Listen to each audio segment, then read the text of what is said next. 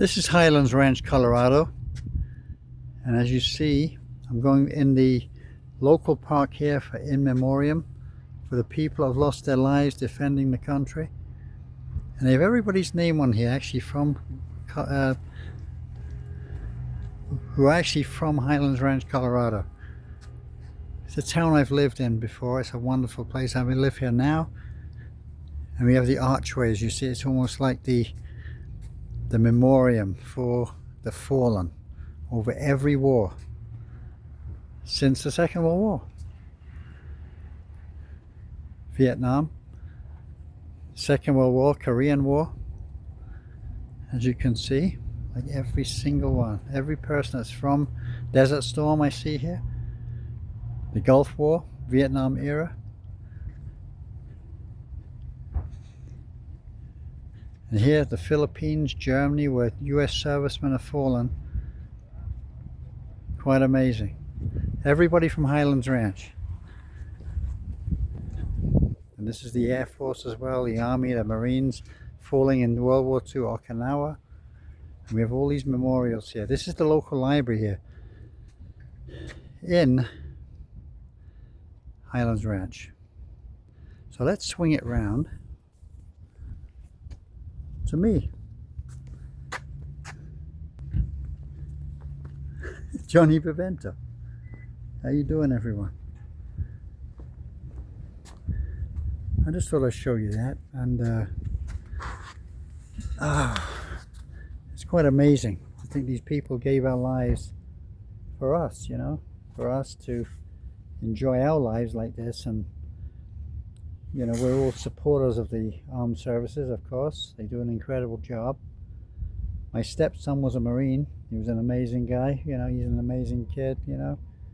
He's not a kid anymore, he's about 29 years old, but he is a great guy. He came out the Marines and he's done very, very well, very proud of him.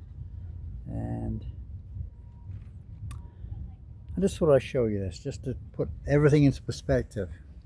But anyway, if you can just give me a second, I just want to, I don't have a tripod with me, so I'm going to do this a little more. I'm going to try and do it a little professionally. But I don't know. There we go. How's that? Not very good, I think, but let's do something a little different here. Get my coat on there. There we go. That's better. Okay. So it's a little different from my videos in Mexico, huh? Being here and back in Colorado, skies are blue. It was a really, really rough time in Mexico with the weather. You know, it was really tough to take. But I'm here now, and I just gave you one about living in Mexico, about how cheap it is. It's not that cheap, but you can do it on your Social Security money. Okay, now, one thing I didn't go through is medical. Okay, so transport's easy. I mean, you have Uber in Mexico, and you're going to learn when to take an Uber and when not to, price-wise. Keep away from the rush hour, like we do here. Ubers are cheap in Mexico, a little cheaper than here for sure. Buses are abundant. You know, so many bus routes in Mexico, in every single town, because most Mexicans actually take a bus, so that's the way it is. And you also have these little camper vans that are coming around, like, no, sorry, not camper vans, minivans. They come around taking people to different places, which is also very easy. I've done that many times. But Mexico's fun, and it's a great place.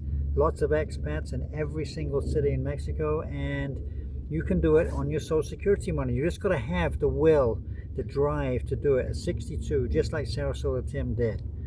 Okay, and when you do that, when you have that drive and you say, I'm going to do it, I don't want to work anymore. I've worked my whole life. Most Americans like me have worked since we were like 13 years old.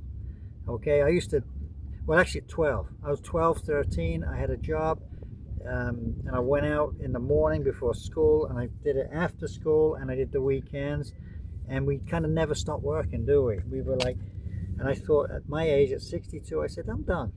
I don't need to do it anymore. I'm going to start doing things for myself, which I did. I'm 67 now. I've had 5 years, but I have worked. I probably worked on average 6 months a year for the last 5 years, I think. On average, I have. Even though I haven't done anything for the last 2 years, I still did little things because I had to service a few apartments in the area, take care of customers in that way. But is it a job? Is that a prison job? Absolutely not. Sarasota Tim talks about prison jobs. There is no real prison jobs. Just give it up at 62, okay? You've worked enough. I know they're saying 67, 66, 70. No. Sarasota Tim's completely right.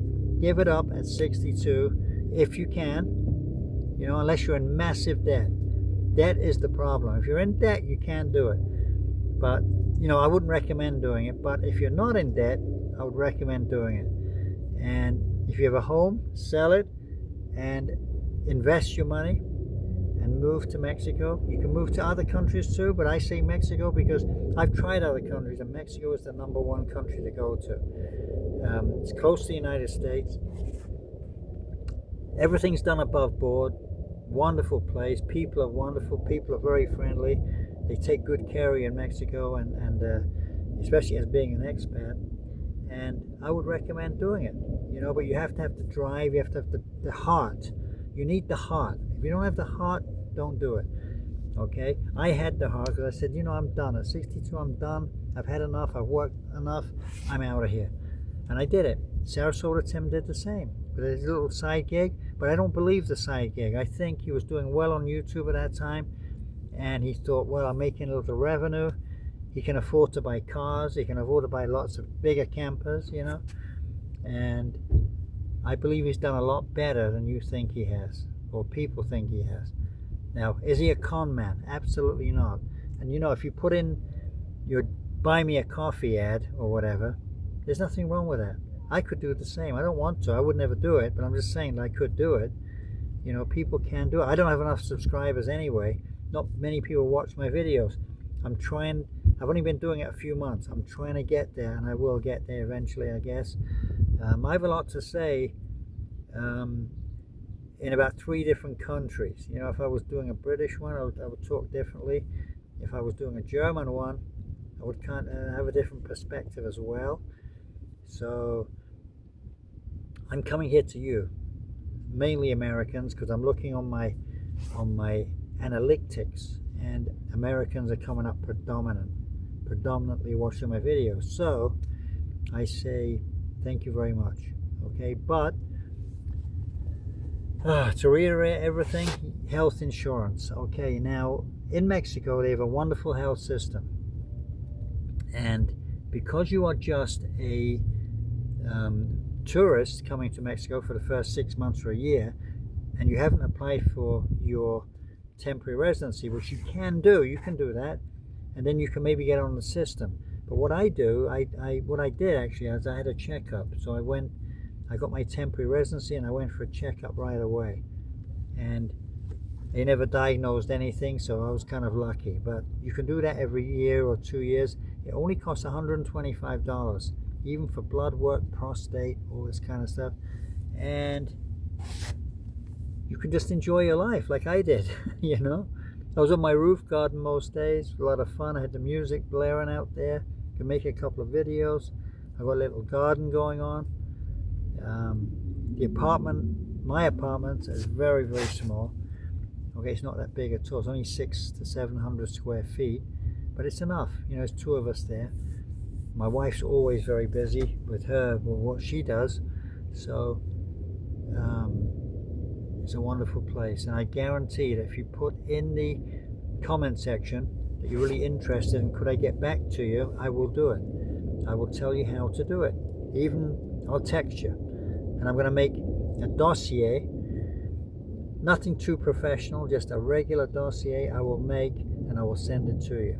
Okay, if you want me to, without any doubt about it, without no doubt. But you can watch this video and get, or my last video, and you can get the drift of where I'm coming from. Anybody can do it. All you need is a passport and a little money. Okay, it's all you need, and you're here.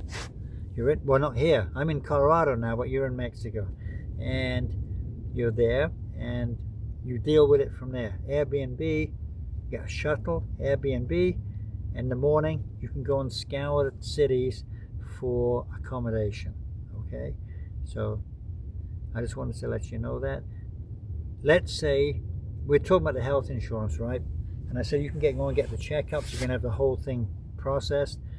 It takes about a day, I think, before you go and pick your results up. And that's very inexpensive. It's like 125 bucks, I think it was at the time. And it was well worth it, with blood work as well. But generally, everything's kind of cheaper here. But also, in every pharmacy in Mexico, you have a doctor on standby, like next door. Now, all they're trying to do is they have a doctor and he's diagnosing what's going on. And it happened to a lady that in my complex where I live. We took her to the doctor said this, and they sell you the drugs. That's the main thing. They sell you what you need to get better. Okay? Doctors here are wonderful. They really are. And they're kind of passionate about it. And they will give you a very, very good assessment of every problem that you have. Now, talking about healthcare, you cannot get on the system, in the Mexican system, but you can go privately. It's still inexpensive. Okay, to go privately, you can do absolutely everything here. Everything is possible in Mexico. I'm telling you, it really is.